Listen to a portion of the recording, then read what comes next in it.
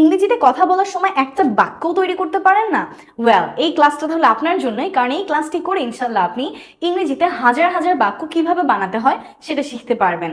আমরা ম্যাক্সিমাম ক্ষেত্রে এটাই ভুল করি, কোন সাবজেক্টের সাথে কোন বি ভার্ব হবে, কোন সাবজেক্টের সাথে কোন হ্যাভ ভার্ব আমরা বসাবো বা কোন ডু ভার্বটাকে আমরা বসাবো। চলুন একদম এই একটা চার্টের মাধ্যমে সবগুলো আমরা আজকে দেখে নেই। এখানে আমাদের সাবজেক্ট গুলো আছে, এখানে প্রেজেন্ট বি ভার্ব গুলো আছে, পাস্ট বি ভার্ব গুলো আছে, হ্যাভ ভার্ব এবং ডু ভার্ব। আমি হই, আই অ্যাম। আমি হই, আই অ্যাম। আমি ছিলাম, আই ওয়াজ। আমি ছিলাম, আই ওয়াজ। আমার আছে, আই হ্যাভ। আমার আছে, আই হ্যাভ। আমি করি, আই ডু। আমি করি, আই ডু।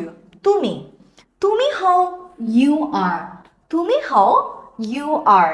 তুমি ছিলে, ইউ ওয়্যার। তুমি ছিলে, ইউ ওয়্যার। তোমার আছে, ইউ হ্যাভ। তোমার আছে, ইউ হ্যাভ। তুমি করো, ইউ ডু। তুমি করো, ইউ ডু। সে, হি অথবা সি। সে হয়, হি ইজ, শি ইজ। সে হয়, হি ইজ, শি ইজ। সে ছিল, হি ওয়াজ, শি ওয়াজ। তার আছে, he has, she has. Subject যখন থাকবে থার্ড পারসন সিঙ্গুলার নাম্বার তখন হ্যাভ না হয়ে হয় কি, হ্যাজ। তাহলে তার আছে, হি হ্যাজ, শি হ্যাজ।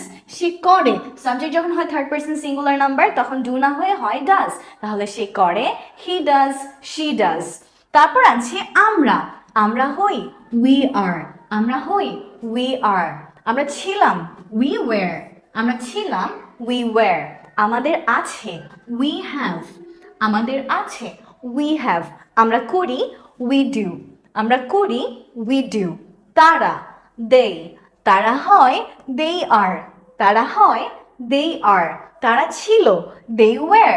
তারা ছিল, দে ওয়্যার। তাদের আছে, দে হ্যাভ। তাদের আছে, দে হ্যাভ। তারা করে, দে ডু। তারা করে, দে ডু। যে কোনো মানুষের নাম দিয়েও আমরা বিভিন্ন কথা বলতে পারি, যেমন রাকিব।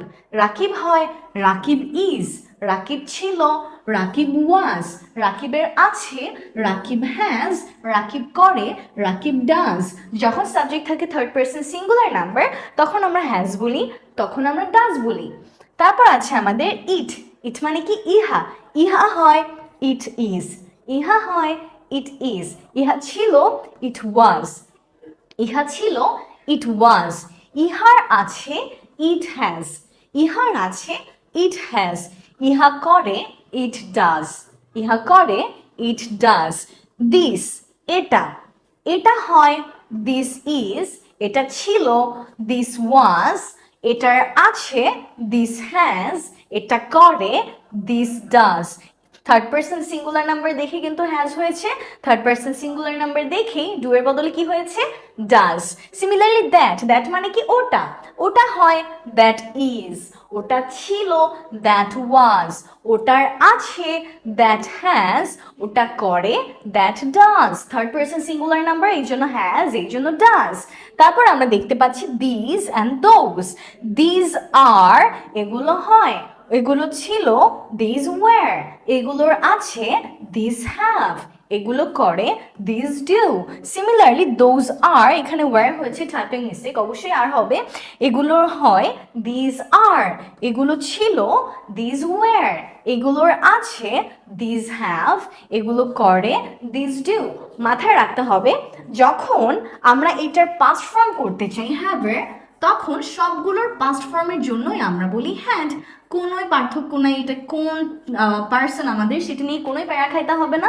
মনে রাখবো যদি ফার্স্ট পার্সন হয়, সেকেন্ড পার্সন হয় অথবা থার্ড পার্সন প্লুরাল হয়, যেমন এখানে কি কি আছে, I, you, we, they, this অথবা দোজ, এগুলো যদি থাকে তখন আমরা সবসময় হ্যাভ বলি, তখন আমরা ডু বলি।